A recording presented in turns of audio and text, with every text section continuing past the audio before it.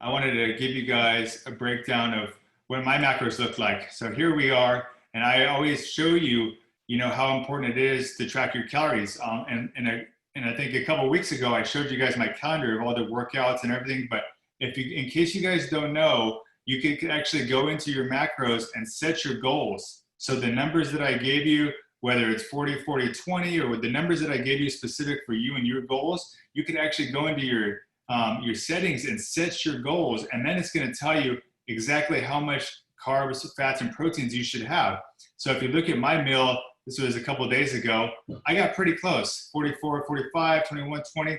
And this is all, my macros right here. And then basically, you look at my calories, I was supposed to eat 1800, 8, 17, 12, but I also wanted to give you a quick breakdown of I get some questions of what do you eat every day? Well, I eat pretty much the same thing a lot of times. So I'll have like one egg, and then I have the rest egg whites because I like the protein in the egg, and there is some nutrients in the whole eggs. But the problem is sometimes they're high in fat. I think they're like 5 or 6 grams each egg. So I know if I could only have 40 grams of fats in one day, I can't have too much eggs because that's going to be too high in fat. So I have one egg, then I have the rest liquid eggs, the egg whites. And then this is usually a cream of buckwheat or oatmeal. I'll measure my cup and everything like this. So I know that I usually have about 5 meals a day, breakfast, lunch, and dinner. And then I'll have like a snack. So if you go right here, you can look at my lunch. I had a little bit of salmon that day, some black rice. You could have brown rice, rice, Brussels sprouts. So if you're looking, if I have to have 1,800 calories a day, well, how much calories is that each meal? You're around 300 to 400 calories each meal. So I like to eat throughout the day. I eat, like I said, 5 meals a day because that keeps me full. What happens is if you're only eating once or twice a day, you're eating so much. You're either not eating enough and not getting enough protein because you're only eating once or twice a day, or what can happen too is you get super hungry because you're not eating enough, and that can cause binges and stuff, and you to overeat later on. So I like to always tell you guys, hey, eat every 2 to 3 hours, breakfast, lunch, and dinner, a snack if you have to, but of course everyone's schedule and everything is different. So we go to dinner. I had some, chicken this day, a little bit of quinoa, black beans, asparagus, sweet potato, and these are all, and what I like to do too is, so I know if I've been doing this long enough, but after you start tracking your breakfast and your lunch and stuff, you really know, okay, for dinner, I still need this much I still need more carbs. Okay, I need more protein. And you can kind of fill in the gaps. The last thing you want to do is have this huge meal for, breakfast, or have this huge lunch, and then you're low on calories throughout the day. And then later on, you're like, oh man, I only have this much calories to eat left and I'm still hungry, but this is all going to come from practice. I log everything, my almond milk. This is a supplement that I have to take. My snack is usually a peach or an apple or something like that. Just like I said, just to kind of fill me up. This is a protein shake though as well. So this is kind of just my, how I plan it out every day, and of course I give most of you guys a food list. So you could change out for foods that you like, if you don't like sweet potatoes, okay, well maybe we could switch to brown rice. Maybe you don't like brown rice, okay, well you can switch to quinoa, whatever it is, chicken. And like I said too, a lot of the times different brands, you can't just look up chicken because 6 ounces of chicken of one brand can be totally different calories than another brand, just depending on how they spice it and everything like that. So the best way you're going to do that is by scanning the actual barcode of what you're having, so you can go into the back of your barcode on the foods, and then there's a scanner button up here, and you can actually scan that food. So yeah, like I said, these are some tips that can, really help you. I always like to stay a little bit under if possible, just because, like maybe I had a little bit of creamer or something, or, just something that, just a little bit, I always like to stay under.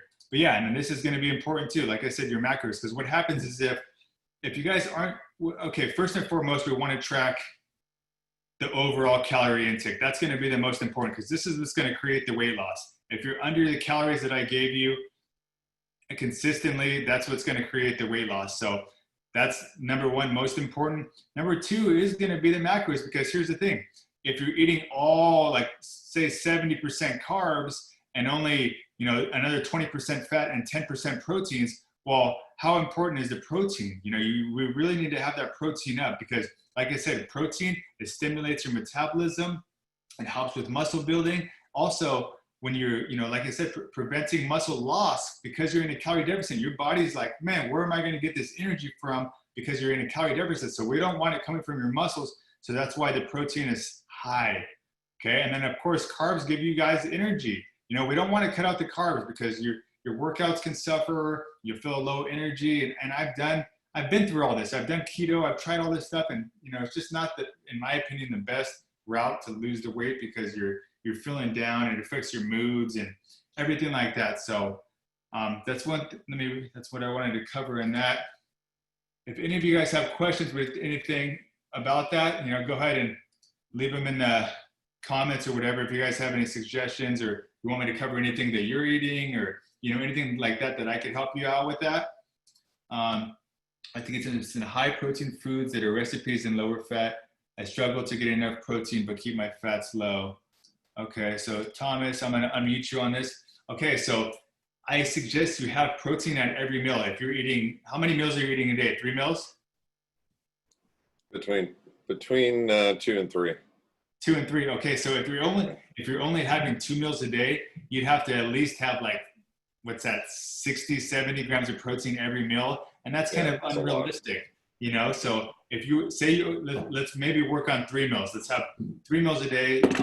Say you needed 150, 160 proteins. Okay, well, I know if I'm having 3 meals a day, then I need to have 40 grams, 40 grams, 40 grams, and then maybe I can have a protein shake in between. But of course, our high protein foods are going to be, you know, our meats. I mean, you eat regular, you're not a vegetarian or nothing, right? You eat, yeah. So of course, and then the biggest thing you mostly want to stay from to keep the fats low is you want to stay from the red meat. There's not too much meats that are red meats that are really low in fat.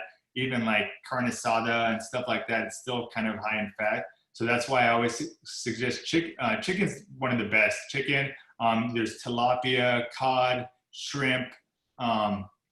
You know, if you don't have a protein supplement, get that. But it's going to be a lot of the meat foods, and then you just gotta know how much to eat. So look on the back of the package, if it says only 4 ounces, if one little piece of 4-ounce chicken is only, you know, 20, 30 grams of protein, well, maybe I need to have 6 ounces of chicken, or maybe I need to have 8 ounces of chicken, so you know that you're getting that higher protein, you know. I said, eggs, like I said, egg whites, eggs, those are good for protein too, but just watch the fat count on that. So like you could do what I do, have like 1 whole egg, and then just have, you know, 3 egg whites, or, you know, the liquid eggs that I do, you can measure it. It's like 1 cup.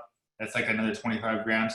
So, you know, just measure it that way. But yeah, especially right now because of the injury and stuff, we're going to want to keep that protein high. So if you're not eating enough per meal, you know, supplement, or just, you know, make it a habit to just start eating more meals, or like I said, more protein at that meal. Cool. Will do. Thank you. And then okay.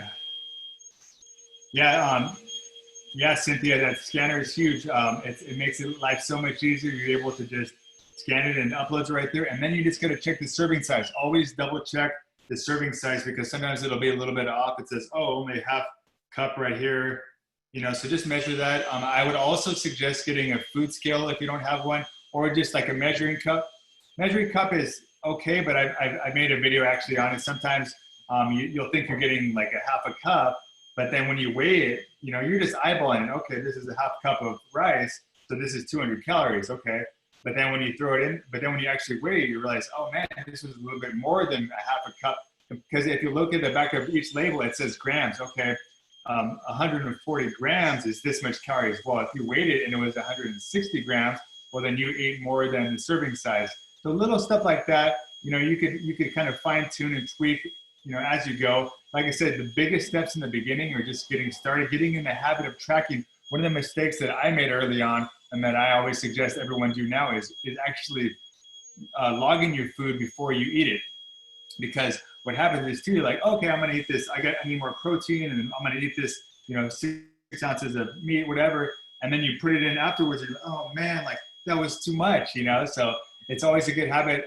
you know, when my food's cooking or whatever, my microwave or whatever it is, I always like to, or even sometimes when I'm eating, but yeah, it's a good habit to get in the habit of putting it in before you eat so you know where you're at.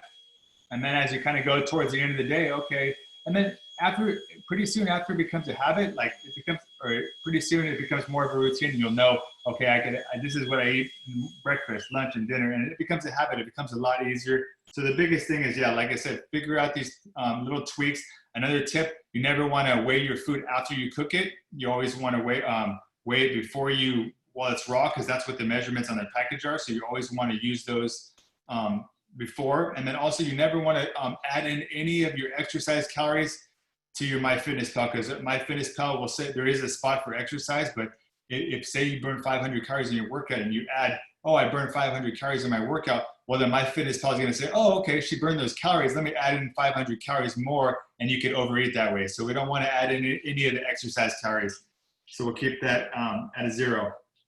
But yeah, so those are some good tips.